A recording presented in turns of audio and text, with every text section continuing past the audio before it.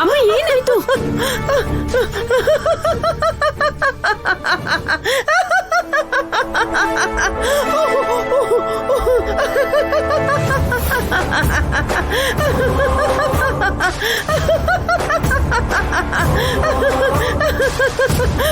ಅಮ್ಮ ನಿಲ್ಸಮ್ಮ, ಏನಾಯ್ತಮ್ಮ?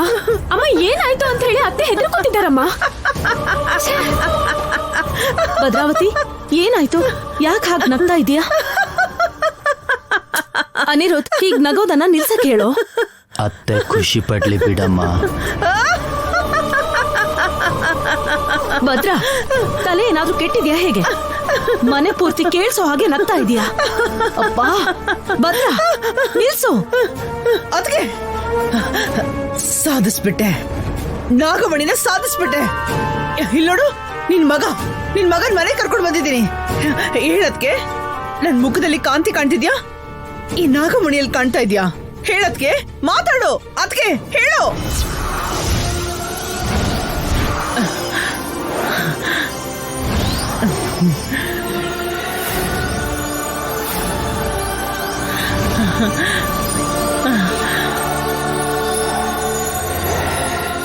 ಒಂದ್ ನಿಮಿಷ ಭದ್ರಾ, ನೀವು ಬಂದ್ರಿ ಸರಿ, ಅವ್ರೆಲ್ಲಿ?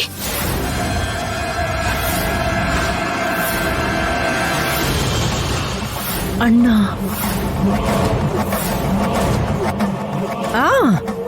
ನಾಗಮಣಿ ನಮ್ ಕೈ ಸೇರ್ತಲ್ವಾ?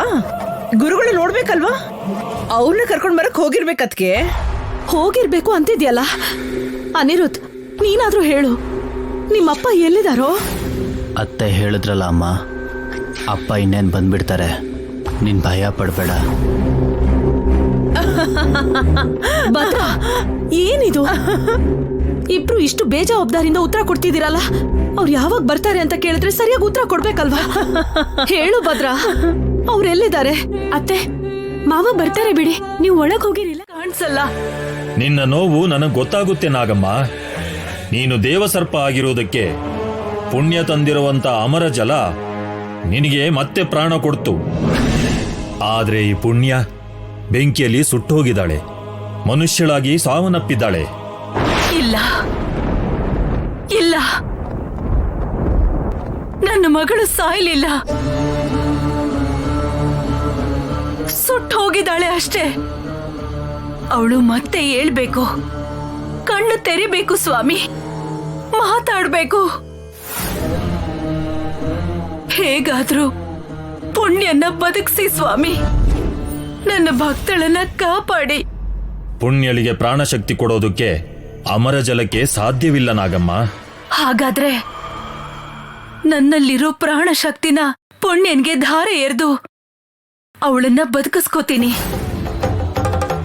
ಅಮ್ಮ ನಾಗಮ್ಮ, ನಿನ್ ಪ್ರಾಣನ ಕೊಟ್ರೆ ನೀನು ನಿನ್ ಶಕ್ತಿನ ಕಳ್ಕೋತೀಯ. ಶಕ್ತಿ ಕಳ್ಕೊಂಡಿರೋದನ್ನ ನಾವು ನೋಡಕ್ಕಾಗಲ್ಲ. ಆ ಥರ ನಿರ್ಧಾರ ತಗೋಬೇಡಿ. ಹೌದು, ನಿನ್ನ ಪ್ರಾಣಶಕ್ತಿಯನ್ನ ಪುಣ್ಯಳಿಗೆ ಧಾರೆ ಎರೆದ್ರೆ ನೀನು ದೇವಸರ್ಪ ಆಗಿರೋದಿಲ್ಲ. ಯಾವುದೇ ಪ್ರಭಾವವಿಲ್ಲದ ಸಾಮಾನ್ಯ ಹಾವಿನಂತಾಗುತ್ತೀಯ. ಮಗಳಿಗೋಸ್ಕರ ತ್ಯಾಗ ಮಾಡದೇ ಇರೋ ತಾಯಿ ಎಲ್ಲೂ ಇರಲ್ಲ ಸ್ವಾಮಿ. ನನ್ನ ಶಕ್ತಿನೇ ಕಳ್ಕೊಂಡ್ರು, ನನ್ನ ಪ್ರಾಣನೇ ಹೋದ್ರು, ಪುಣ್ಯನ ಬದುಕಿಸ್ಕೊಂಡೆ ಅನ್ನೋ ತೃಪ್ತಿ ನನಗೆ ಸಿಕ್ಕಿದ್ರೆ ಸಾಕು.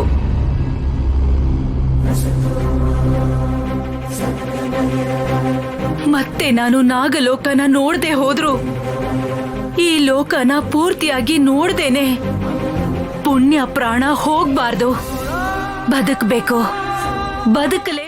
ತಲತಲಾಂತರಗಳಿಂದ ಕಷ್ಟಪಟ್ಟು ಪ್ರಯತ್ನ ಮಾಡಿ ಪ್ರಾಣ ಒತ್ತೆ ಇಟ್ಟು ದಕ್ಕಿಸಿಕೊಂಡಂತ ನಾಗಮಣಿ ಈಗ ಬಂಗ್ಲೆಗೆ ಸೇರಿದೆ.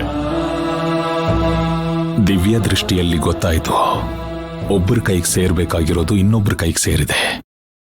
ಲೋಕ ಕಲ್ಯಾಣಕ್ಕಾಗಿ ಬಳಸಬೇಕಾಗಿರೋ ನಾಗಮಣಿ ದುರುಪಯೋಗ ಪಡಿಸ್ಕೋತಾರೆ ಅಂತ ಚಿಂತೆ ಆಗ್ತಿದೆ. ಧನಂಜಯ ವರ್ಮ ಒಳ್ಳೆಯವನೋ ಕೆಟ್ಟವನೋ ಗೊತ್ತಿಲ್ಲ, ಆದ್ರೆ ಅವನು ಮೊದಲು ಗರುಡ ವಂಶದವನು. ಅದು ಅಲ್ಲದೆ ಅವನು ನಿನ್ನ ಶಿಷ್ಯ ಕೂಡ. ವಂಶ ಅನ್ನೋದು ಅದು ವಿಧಿ ಬರಹದಿಂದ ಬರುತ್ತೆ. ಶಿಷ್ಯನ ಸ್ಥಾನ ಕರ್ಮಕ್ಕನುಗುಣವಾಗಿ ಬರುತ್ತೆ.